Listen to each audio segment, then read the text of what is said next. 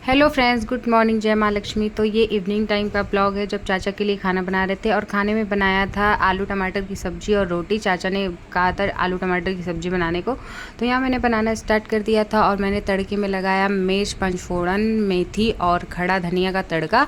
उसके बाद मैंने इसमें पिसे हुए मसाले ऐड कर दिए, टमाटर, अदरक, मिर्च, यही मसाले में पिसा हुआ था। और इसके बाद इसमें ऐड किया धनिया पाउडर और फिर इसमें आलू ऐड करके, नमक ऐड करके इसमें पानी डाल दिया था। इसको बॉईल करने के लिए छोड़ दिया था और जैसे ये बॉईल होने लगा था इसमें धनिया पत्ता ऐड करके इसको रेडी कर लिया था। और उसके बाद मैंने बनाना स्टार्ट किया रोटी।